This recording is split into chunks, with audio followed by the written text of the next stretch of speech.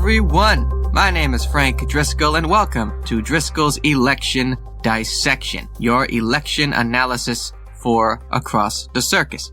I hope you're all doing well today, wherever you are. So today, we're taking a look at two elections set to take place on Tuesday, September the 5th.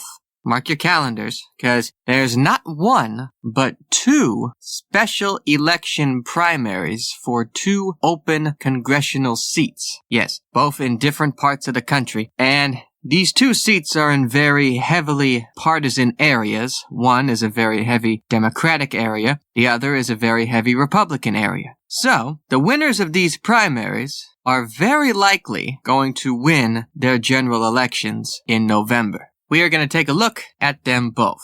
We're going to start by heading off to New England, to the ocean state, the state of Rhode Island. Yes, Rhode Island, our nation's smallest state, but not the smallest in population. They have two congressional districts, and the first congressional district is the one we're talking about today.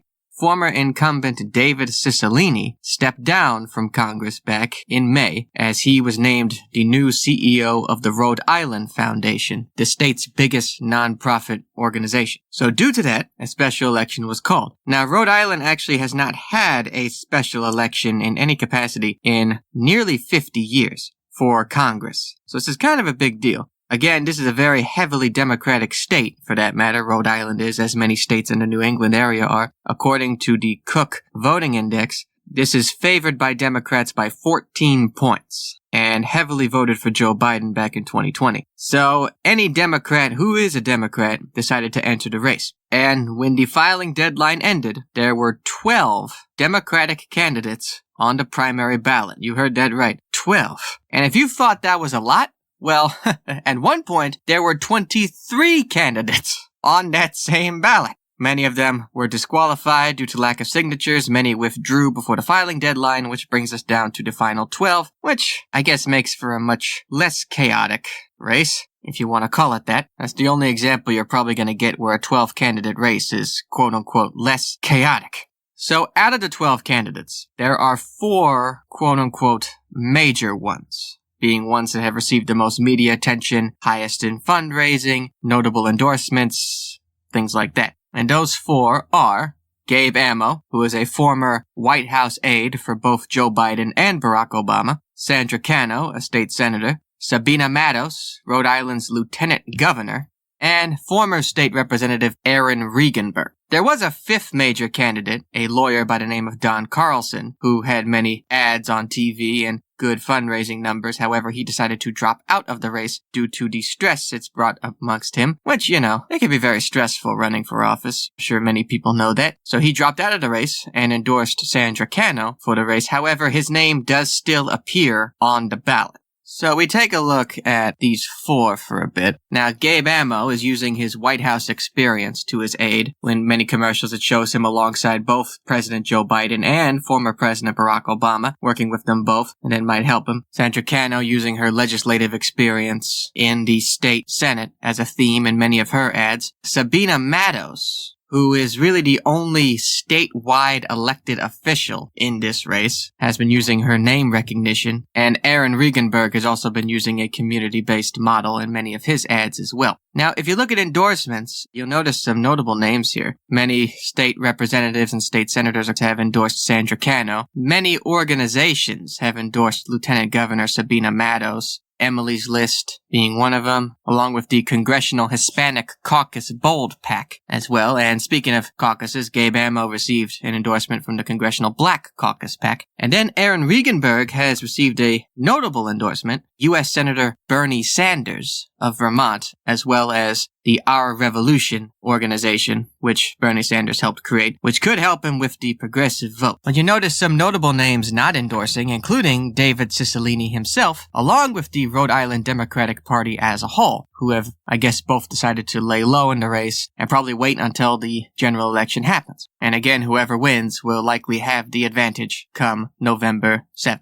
So we move from the Ocean State to the Beehive State. Now we head to Utah. Utah has 4 congressional districts. The one we'll be talking about today is the 2nd congressional district, currently being held by Representative Chris Stewart. Chris Stewart has decided to step down from Congress. His wife is very ill, and he has decided to spend most of his time not traveling to and from Washington, but spending more time with her and helping her nurse her back to health, which is a very nice thing to do. So due to that, the seat is open. And this isn't the most recent special election in Utah. There was one back in 2017 for the 3rd Congressional District. Now, in the state of Utah, they do primary elections a tad bit different than most states. Most notably, it starts at a convention level. All the party elite come together, in this case all the ones in this said district, and they decide on a candidate to be endorsed by the party and to be their official nominee. Now, many other parties throughout the area did that, including the Democratic Party, which has endorsed State Senator Kathleen Reeb, and the United Utah Party, a toward-the-middle third party, endorsed January Walker, who's a software development manager, who also has the endorsement from Andrew Yang. But the one we'll be talking about today is the Republican primary, which, according to the Cook PVI, has a 12-point advantage in this district, which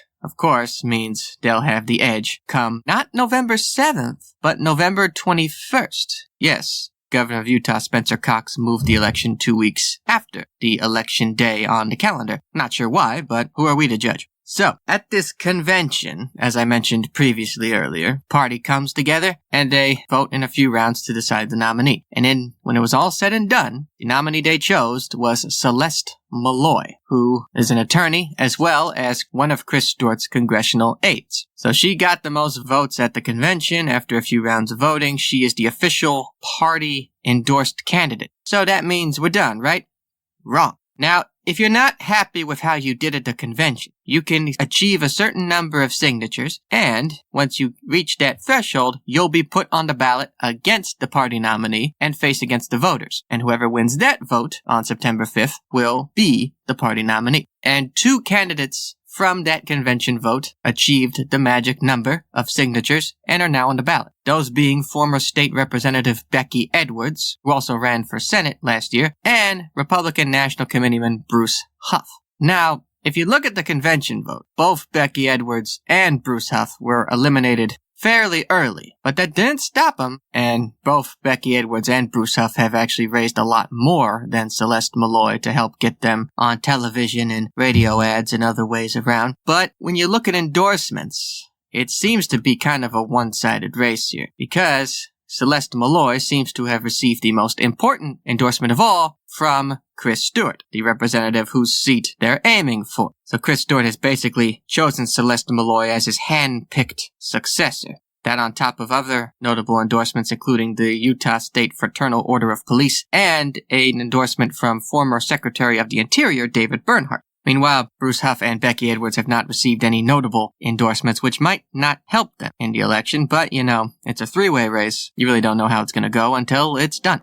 So, that's all for now. If you didn't know anything about these primaries coming up, well, now you do. And to any of our listeners who happen to be in Rhode Island's 1st District or Utah's 2nd District, I really do not care who you vote for, but I do care that you vote. So please do. Thank you for listening to Driscoll's Election Dissection. If you'd like to learn more about the show, go online to algidproductions.com/acrossthecircus and be sure to listen to us on any podcasting form you'd like. Thank you all for listening, and I will see you all very soon.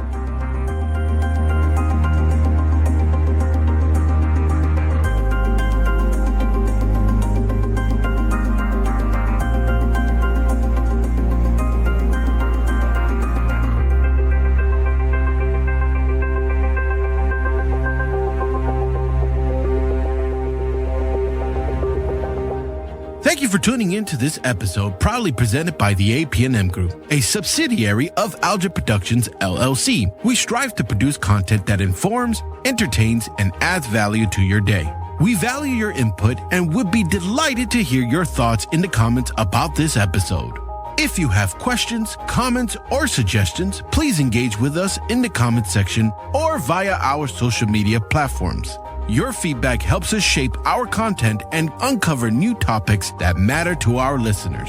If this episode resonated with you, we kindly ask that you rate and review this show on your preferred podcast platform. Sharing this podcast with friends and family helps us reach more listeners and continue delivering content you enjoy. For more information about the podcast, the host, or our parent company, please visit the link in this episode's description. Also visit us on YouTube and Rumble to see and hear every content produced by Algae Productions.